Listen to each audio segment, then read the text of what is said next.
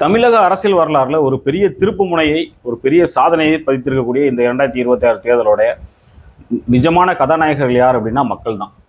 மக்கள் இந்த தேர்தலில் தாங்கள் யார் அப்படிங்கிறத உண்மையிலே காமிச்சிருக்காங்க. பலரும் பல விதமாக பேசிக்கிட்டு இருக்காங்க. மக்கள் வந்து முட்டாள்கள் அப்படின்னு சொல்லி நாம் தமிழர் கட்சிக்காரங்களாம் வந்து சமூக வலைதளங்களில் பேச ஆரம்பிச்சிட்டாங்க. நன்றி கெட்டவர்கள்னு சொல்லி பணம் கொடுத்தவங்களாம் திட்ட ஆரம்பிச்சிட்டாங்க. ஆனால் நாங்கள் ஒரு தூய்மையான ஆட்சியை எதிர்பார்க்குறோம், ஒரு மாற்றத்தை எதிர்பார்க்குறோம், நீங்கள் கொடுக்குற இலவசங்களோ பணமோ லஞ்சமோ எங்களுக்கு தேவையில்லை அப்படிங்கிறத மக்கள் இந்த தேர்தலில் காமிச்சிருக்காங்க. இந்த தேர்தலில் நாம் வந்து விஜய் அவர்களுக்கு நன்றி சொல்லவும் கடமைப்பட்டிருக்கோம். ஏன் அப்படின்னா, ஜோசப் விஜய் அவர்கள் ஒரு கிறிஸ்தவர்.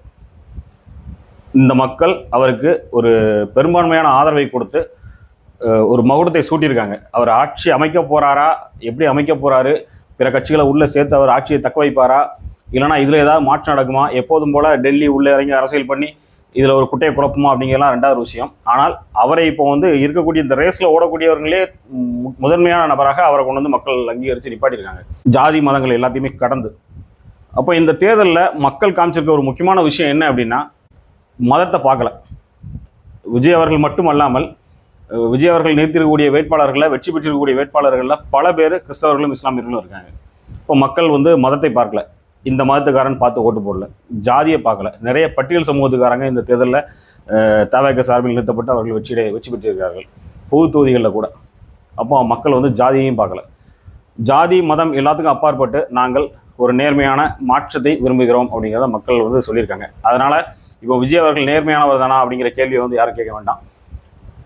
என்கிட்ட தனிப்பட்ட முறையில் வந்து தவேக வாக்களித்த சிலவர்கள் சொல்கிறது என்னென்னா, நாங்கள் வந்து அவர் நல்லது பண்ணுவார்னு நினச்சி ஓட்டு போட்டிருக்கோம், அவர் நல்லது பண்ணணும்னா அவரை தூக்கி எறிஞ்சிரும், அவ்வளோதான் அப்படிங்கிறது அவங்க சொல்லக்கூடிய ஒரு விஷயமா இருக்குது. இது மக்கள் கொடுத்துருக்கக்கூடிய ஒரு சிக்னல், கிரீன் சிக்னல். யார் தெளிவான ஆட்சியை முன்வைக்க தயாராக இருக்காங்களோ, நேர்மையாக இந்த அரசியல் களத்துக்குள்ள வராங்களோ, அவர்கள் நாங்கள் ஆதரிக்க தயாராக இருக்கும் அப்படிங்கிற ஒரு சிக்னலை மக்கள் கொடுத்துருக்காங்கன்னு தான் நம்ம பார்க்க முடியும். விஜய் அவர்கள் மேலே மக்கள் முழுமையாக நம்பிக்கை வச்சிட்டாங்களா அப்படின்னா இல்லை, ஒரு மாற்றமாக விஜய் அவர்களை தேர்ந்தெடுத்திருக்காங்க. விஜய் அவர்கள் எல்லா அரசியல்வாதிகளையும் மாறி அவரும் ஒரு தவறான பாதையில் பயணித்தால் அவரையும் தூக்கி எறிந்துவிட்டு வேறு ஒரு மாற்றத்தை தேடுவதற்கு மக்கள் தயாராக இருப்பார்கள் அப்படிங்கிறத நம்ம இதில் புரிஞ்சுக்கணும்.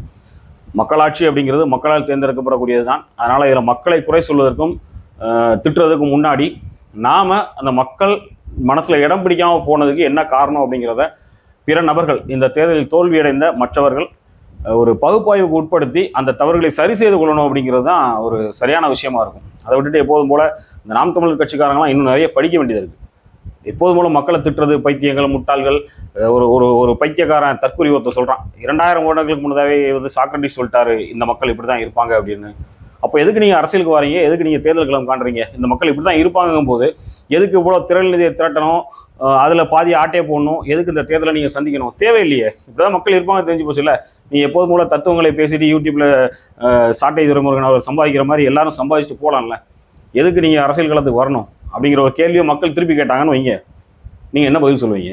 நாங்கள் இப்படி தான் தெரியுது இல்லை, எதுக்கு வரீங்கன்னு கேட்டால் என்ன சொல்லுவீங்க? அதனால் நம்ம சைடில் இருக்கக்கூடிய தவறுகளை நம்ம திருத்திக்கணுங்கிற மனநிலைக்கு தோல்வியடைந்த எல்லாருமே வர்றது நல்லது. மக்கள் இந்த தேர்தலில் வந்து ஜெயிச்சிருக்காங்க. உண்மையிலே ஜனநாயகம் ஜெயிச்சிருக்கு. குறிப்பாக ஒரு தனிப்பெரும்பான்மை கிடைக்காம ஒரு தொங்கு சட்டசபையை நோக்கி மக்கள் இதை தள்ளியிருக்காங்க. இந்த மக்களோட பிரில்லியண்டான தமிழக வரலாறுலேயே ஒரு சரியான ஒரு தீர்ப்பை வந்து மக்கள் கொடுத்துருக்காங்க அப்படின்னா இந்த தேர்தலாம் கொடுத்துருக்காங்க அப்படிங்கிறத பார்க்க முடியும். தொங்கு சட்டசபை தான். யாருமே வந்து எல்லாரோட கடிவாளமும் எல்லார் கையிலையும் இருக்குங்கிற மாதிரியான ஒரு சூழல் தான் இருக்குது. அது அதிமுக திமுக இணைந்து ஆட்சி அமைச்சாலும் சரிதான், விஜய் அவர்கள் பிற நபர்களுடைய உதவியுடன் ஆட்சி அமைச்சாலும் சரிதான், தொங்கு சட்டசபை தான். 2031 வரைக்கும் இந்த ஆட்சி போகுமா அப்படிங்கிறதையும் நம்ம உறுதியாக சொல்ல முடியாது. இடையிலேயே வந்து தேர்தல் வருவதற்கான வாய்ப்புகளும் வரலாம். அது இனி அடுத்தடுத்து என்ன நகர்வுகள் நடக்கும் அப்படிங்கிற பொறுத்து தான். குறிப்பாக இன்னும் ஒரு வார காலத்துக்கு தமிழ்நாடு ரொம்ப பரபரப்பாக இருக்கும். டெல்லி தங்களோட விளையாட்டை ஆரம்பிக்கும் போது இப்போ அமித்ஷா அவர்கள் கையில் தான் வந்து இந்த கேமே இருக்குது. இனி அவர் என்ன பண்ண போகிறார் அப்படிங்கிறத பொறுத்து தான் இன்னும் ஒரு வாரத்துக்கு பரபரப்பாக இருக்கும். நாளைக்கே வந்து ஆட்சி அமைப்பாங்க அப்படின்லாம் நம்ம எதிர்பார்க்க முடியாது. இந்த ஒரு வார பரபரப்புகளை அடுத்து எதிர்கொள்றதுக்கு நம்ம தயாராக இருக்கும்.